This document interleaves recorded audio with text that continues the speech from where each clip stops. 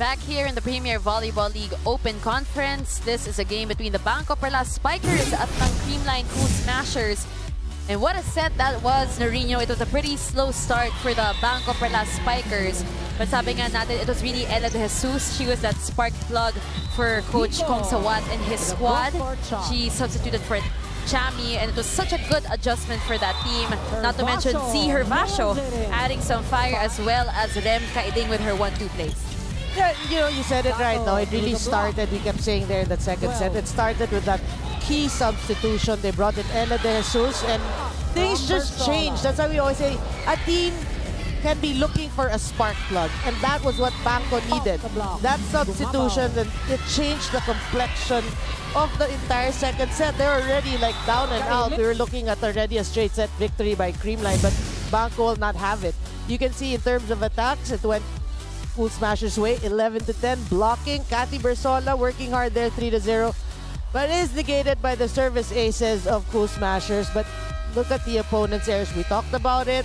A lot of misreceives, a lot of hitting errors, even service errors, 12-5. So really, you know, BanKo Perlas did well. Challenged Cool Smashers, frustrated Cool Smashers, and they won the set. And we have Dina Wong in attendance, supporting the Creamline Cool Smashers, her former teammates, her friends. Yeah, her friends. Hopefully enjoying the game kahit na nakuha ng BanKo Perlas Spikers ang set number 2. But it's a whole new set, and changes will be made for sure for the Creamline Cool Smashers. Yeah. Kailing to Z Hervasio. Oh, what a dig. We are off to a fiery start. That will be a point for Ana Gupico off the block. Perlas Spikers. So far, so good for Ana Gupico. What I like about her playing as the starting six really is she's not really well scouted. I mean, coming off injuries, you don't know really how she's going to perform, and she's an explosive player. Eliza Valdez. Nakalusot ang bola. She will try again. And a point for the Cool Smashers. 1-all. Yeah, great anticipation there, showing us she can joust with Cathy Bersola and actually win the point. Our leading scorers for today, Hervasio with 8, Bersola with 5, Valdez with 11, and Gemma Galanza with 8. Big. Galanza.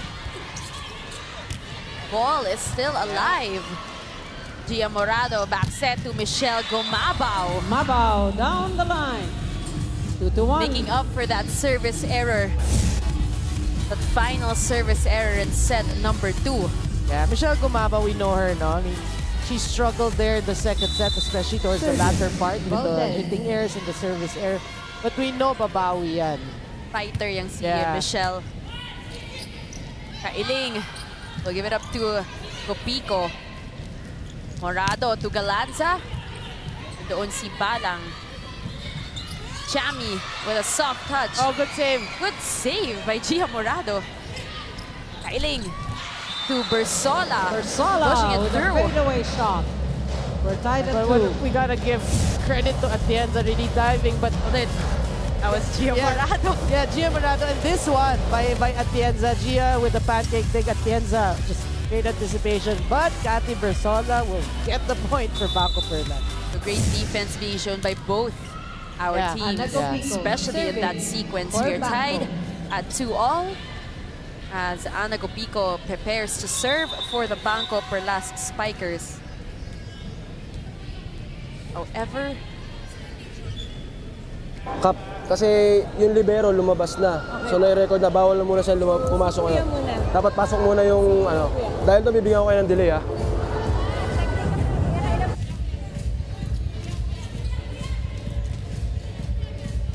can we explain what happened there, Noreen, to our viewers, all those watching?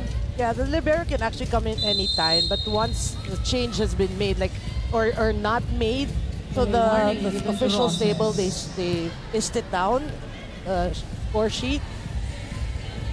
Okay, this one she has to wait for the whistle. So the officials will list it down in the score sheet as to which rotation and which player. So as soon as they do, you cannot change it anymore. So pinabalik lang niya. Sabi na, mamaya na pwedeng pumasok yung Serving libero. for BanKo. Ana. Well, there you have it, an explanation by Miss Noringo. For everyone watching, the game goes on. Gumabaw. Kailing puts it up. Z to Chami. Yamzon. Challenges those blockers, gets it 3 through, to and a 2. point for the BanKo Perlas Spikers. And those smiles says it all. No? Things looking good, looking bright for BanKo Perlas. I think they Service. know with that Dopico. what happened in the second set, really, they challenged Creamline. Right now, you know, they're playing lighter. They know that they can win. They won that second set. Lanza First off, into why the don't we block. hear from Ann Basa para sa kanya report? Go ahead, Ann. Billy and Noreen, another player from the Creamline Cool Smashers, is currently the second best receiver in the league, and she was able to score 11 points against her last game in Chef's Celine Classic. Domingo, This is no serving other than for the Gemma Cool Galanza. Smashers. She started playing volleyball at a young age because her dad was a volleyball coach back in her hometown in Laguna, rather. When asked on her pre-game ritual, she mentioned na kailangan talaga niya ng good vibes para magaan ang feeling pagdating sa game. Gemma says that in order to win today, kailangan lang namin magtiyaga at hindi namin isusuko ang bola. She also added that she needs to play consistently, especially knowing that babantayan ng BanKo Perlas ang kanyang palo. And this was something we really saw in the second set because BanKo Perlas established their dominance by the net. That's why Billy and Noreen, I'm very curious to see what other adjustments Gemma and the rest of Creamline would make on this third set. Back to you guys. Thank you so much, Ann, for that report. And like you, curious rin kami. Noreen, kung ano ba yung mga adjustments na magaganap dito sa side ng Creamline Cool Smashers. Because right now, it's looking to be a pretty tight game. But that has been the story for the past 2 sets. Past two sets. Past 2 sets, so we will see. No, actually, the first set was pretty lopsided, I remember. Tingnan natin kung maulit ba yung set number 2 o yung set number 1 dito sa ating current set. Well, both teams look fired up. Yeah. That's what's important. Roses, Speaking of, turn back. Gemma Galanza nagpaparamdam dito sa set number 3. Creamline up by 1. You know, she has been blocking well. I mean, from based on her performance last conference and this conference, she showed us na kaya niya mag-anticipate single block. Marami siyang block kills. So Gumabaw serving. Eliza from the back. Ball is kept alive Oh! with the help of the net. Galanza. Asigupiko, Kailing. Puntahan si Chami. Nandoon si Gumabaw. Back to Gemma Galanza. Great dig by Nina Palang. It's still alive. You got a rally going on here. Gia Morado to Risa Sato with a quick attack.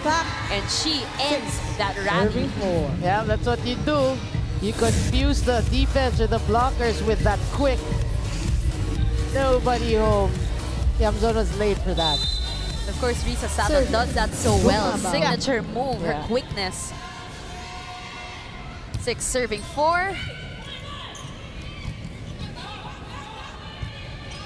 C, a free ball given to the Cool Smashers, and they will choose to go to Gemma Galanza.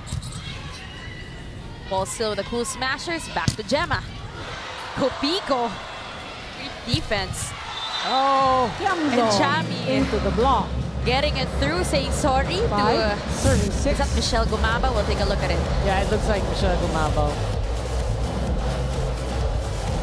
Oh, no harm Yeah, hindi naman. naman natamaan sa mukha. Well, Chami, kilala naman natin that very, very polite, Yeah. nice girl. And speaking of a service We're ace, tied at 6. coming from the team captain. Both squads now tied at 6. Great serve Yeah, I by mean, Chami. that's also one Service. aspect that Nicole Yamzon. Yamzon has improved on service niya. Marisa Quick Sato attack. one more Sato. time with a quick 7. attack. 6. Wow, one hand set there. Kay Gia Morado. Oh, At makikita mo talaga yung connection sa dalawang players na to, having played with one another for so long. for quite some time. 7 serving 6. For those who just tuned in, this is set number 3. Both teams have 1 set apiece. See Hervasio gets it through the block. We're tied at 7. No, for the fans, you have to be happy because now BanKo Perlas responding to the challenge talaga given them by Creamline. You know, 16 out, 7. which is how they started the first set. So hopefully they can maintain this level of play and we'll see good rallies, longer rallies in this third set. Giselle Tan is back for Rem Kailing. Morado to Risa Sato. Third straight point for Risa as we go to our first technical timeout of set number 3. Back here in the Phil Oil Flying V Center in San Juan City, and DJ Jam's keeping everybody awake. It's been a long day, but this has been a good game so far, so definitely worth the wait. Yeah. It became a good game after the first set. Gising na nga yung ating mga players. Right now, the Cool Smashers at 8. BanKo Perlas Spikers at 7. It is looking to be another tight set for both our squads.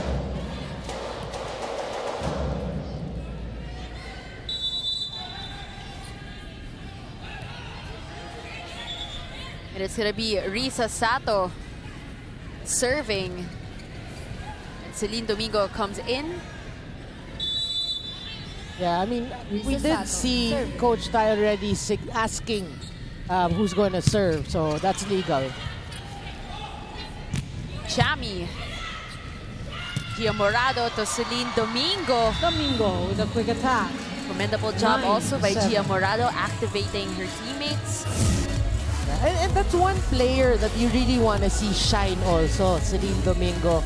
You know, she doesn't get much play time, so if given the chance, you want her to perform. Definitely, she wants to capitalize on the playing time given to her by Coach Tai, especially in a big game like this. Yeah. Giselle Tan to Z. Vaso off the hand of Sato. Point for the BanKo Perlas Spikers. Yeah, just keeping it close. Just down by 1 point. Yeah. Serving for BanKo, Sue Roses. Sue Roses serving. Morado to Alyssa Valdez. On the combination. And she had blockers at that. Serving 8. The points are just pouring in for both our teams. Nagsasagutan lang sila. Serving for Creamline, number 12, Gia Morado. It's serving. Giselle Tan to Ana Gupico. Tinaas ni Gia. Atienza to Valdez. And that is finds it. the spot. It makes it look so easy, you know. Finding that zone 1. Natin yun ulit. Ganun lang. There. A walk in the park for Alyssa. Serving Morado. 11 serving 8. And Gia currently with 12 excellent sets. Tan to Z, who is blocked. Chami. No go. Gia back to Alyssa.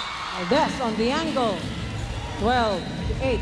Now that's the flow, the offensive flow of Creamline. Because their first balls are better, they're digging better here in the third set. We saw that in the first set, that's why they can convert, no? Now that we see. At the service zone is Okay, I number thought 12, somebody was asking Gia something. No, Morado. but we can see, you know, combination plays and everyone responding. Kailing is back once again on the court. Ana Gupico. Through the block. 9 to She 12. does not look just at 50%, especially in this game. Substitution. So can you BanKo. imagine if she is at 100%? Jesus. Parang nakakatakot kung ano yung 100%. But a breakout game for her definitely here in our open conference. Yep. Her first stint Ella with the De BanKo Jesus Perlas serving Spikers. for the Perlas She's Spikers. reintroducing herself Definitely to the so. volleyball world. So far, so good for Ana in this game. 9 serving 12. Gia Morado to Alyssa Valdez. Too off much the for hand of Rem Kailing. 13 Gia to Morado 9. knows. Okay, Alyssa's feeling it. just said it to her. When Eliza's fired up, alam na ni Gia kung ano gagawin. Oh. Bigay lang ng bigay. Captain Eliza Valdez. Now it's 13 serving 9. Eliza Valdez will serve. Kailing. Chami. Gia gets it. Atienza will go to Gemma Galanza this time. Kailing, a back set to Ana Gupico. Buhay pa rin ang bola. They go to Domingo. Kailing to Bersola. And a much needed point here for the BanKo Perlas Spikers. 10 to 13. Yeah, you said it, no? Much needed. Because you don't want the lead to balloon as it did in the first set. And when if BanKo can maintain Serving for BanKo, the score to be Ana close, Gupico. they have a better chance. We cannot let the Cool Smashers dictate the Yeah. tempo of this set, definitely. But Celine Domingo Domingo into the block. 14 getting to 10. some good playing time. Yeah. Take a look at that again.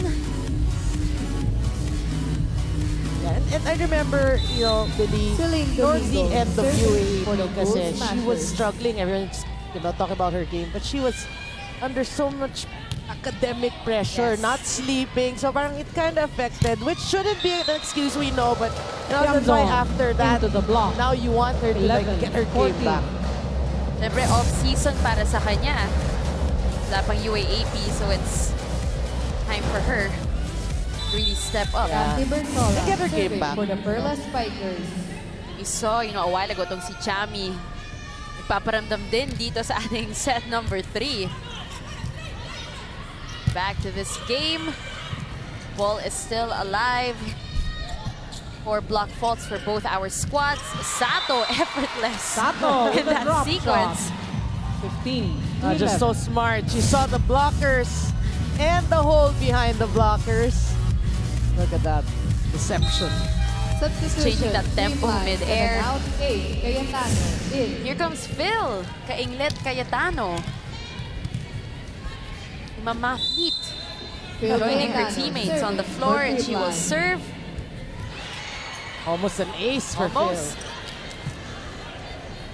Gia to Risa Sato, and Risa really coming alive here in set number 3 with those quick Second attacks technical timeout, as we go 16, to Creamline, our technical 11, timeout number 2 here in BanKo. set number 3. Back here in the Phil Oil Flying V Center in San Juan City. And it's a bit late, pero nandito pa rin yung mga fans ng BanKo Perlas Spikers. At kanina, yung Creamline Cool Smashers enjoying this game. It is a holiday, pero may pasok na naman bukas. We got Cassie Gormley Yep. in attendance as well, enjoying this game. End of the second. So we're Technical not taking the timeout. video. I'm not sure. We got the crowd here, the fans of our players. Gemma Galanza, kanina madaming Serving fans zone is nakita number natin. 8, Oo. Phil Cayetano. Balik tayo sa laban natin. 16 to 11 with the Cool Smashers in the lead. Chami. Gia Morado to Gemma. Galanza off the block. Gemma Galanza 17 to 11. will get a point for the Cool Smashers. Now, what's nice about that kill really, if you see her follow through, medyo malayo yung set kasi. So what she did is talagang placement. It's not the Cayetano. full follow through and the snap of the wrist. Really, just smart hitting for Gemma Galanza. Balang. Kailing will set it back to Chami.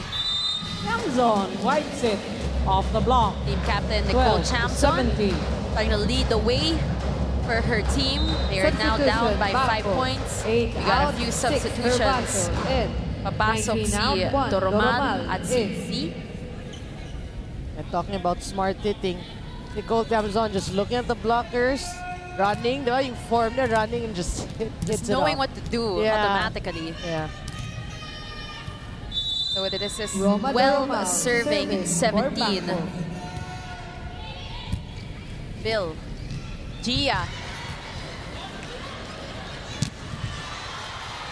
Tinaas si Sandayan and Doromal gets it. Was headed to Z, who sends it to the other side. Here comes Galanza. Galanza on the combination.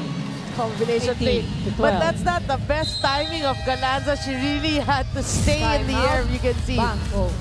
hang time for Gemma. And Coach Apichat Kongsawat will call a timeout for the Perlas Spikers. Everything okay. Side out, side out, side out. You remember side out, side out, side out. You can keep every can attack. Confident, confident for movement, confident for movement. Lead ball and confident for movement. So what I got out of that timeout was you have to be confident in your movements. Yeah. Yeah. So, yun nga yung sasabi ni Coach Kongsawat sa kanyang mga players, just to be confident when you're out there. We can see Nina Badang with 10 extra digs, Kyle Atienza with 13. Yeah, and I think more why confident in your movement is you don't want the player to be tentative. You really want them to, you know, if you're gonna receive, 100%. If you're gonna block, 100%. You give your heart to what you're doing. That's why they're saying confident in your movement. So don't second guess yourself. That's what I think. Hopefully yun. No, that's what I think he meant. Ball is out. That will be a point 19, for the Creamline 12. Cool Smashers with a comfortable lead right now. 19-12 is our score. For those who just tuned in, Timeout. this is set BanKo. number 3. And Coach Apichat Kongsawat will call another timeout. Confident.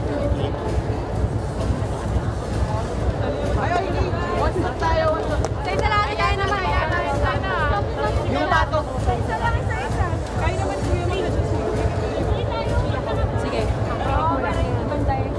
Tapos pagka nagkabalikan, di ba hindi? Tingnan nyo yung spiker nyo kung hindi lumabas ng court. Pagka hindi lumabas, siya yung papatong. Sabihin nyo agad para yung middle, mabantayan yung gitna.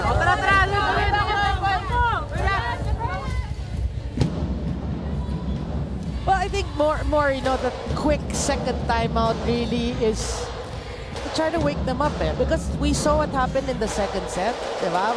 One substitution changed Back at the service everything. zone. They won the second Number set. 15, They're trying to find Gemma that. What are we gonna do? Galanza. Of course, talking about the coaching staff of BanKo. What are we gonna do to bring that team back? This is not the team in the second set. Back to this game, 19-12 is our score, and finally a point Forbidden for cross. the BanKo 4 Perlas touches. Spikers. A Ball on lucky point Creamline. for them. 13-19. They got a chance here to regain that momentum, regain that energy that they lost. Yep. Rose Kaylin serving for the Perlas Spikers. Kailing serving. Good serve. Eliza blocked. Des turned back by Roses. 14-19. And again, the BanKo Perlas Spikers is taking it 1 point at a time. That's what you like to see, you know, coming off the timeout. Challenge Eliza Valdez. Challenge her to, you know, commit errors. Valdez with a drop ball. Des sees the hole. Nautakan yung kabila. He finds a solution. Celine Domingo once again joins her teammates. Serving for 20, Creamline. serving 14, Risa Sato, the star of set number 3, 11 points.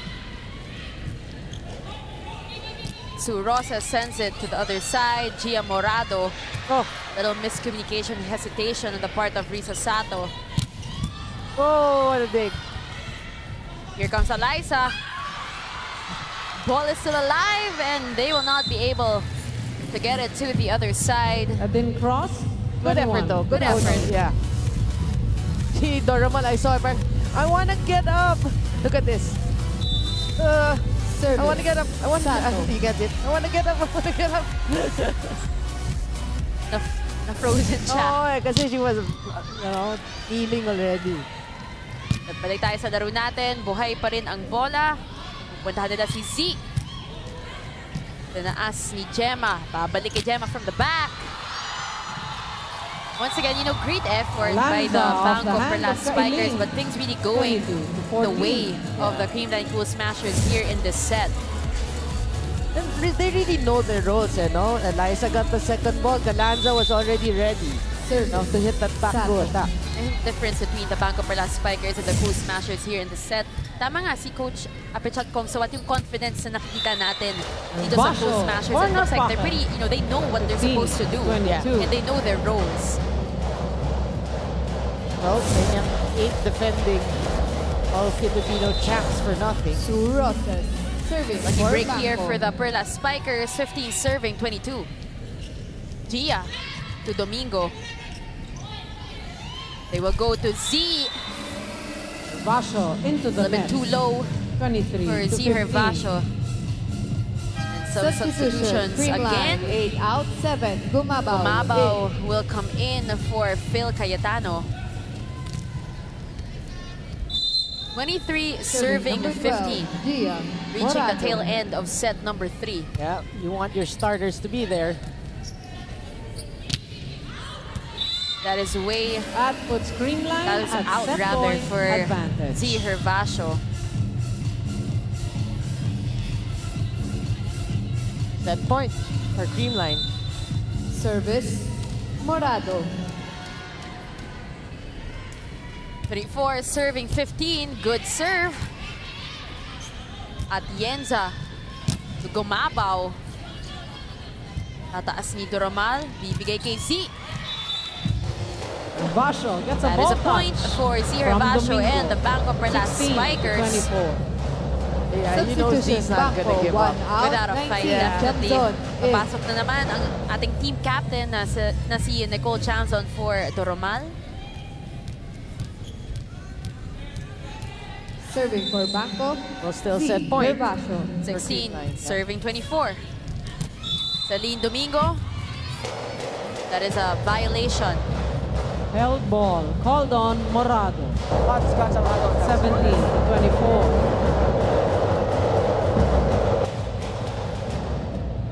The point will go to the BanKo Perlas Spikers. Service They call a Hervasio. catch. Would love to see it again. But Eliza. Valdez ends the set for That Creamline. call. 25 Eliza, to catch 17. And the Creamline Cool Smashers take set number 3 from the BanKo Perlas Spikers. Care of that attack by their team captain, Eliza Valdez. Magbabalik po ang PVL Open Conference.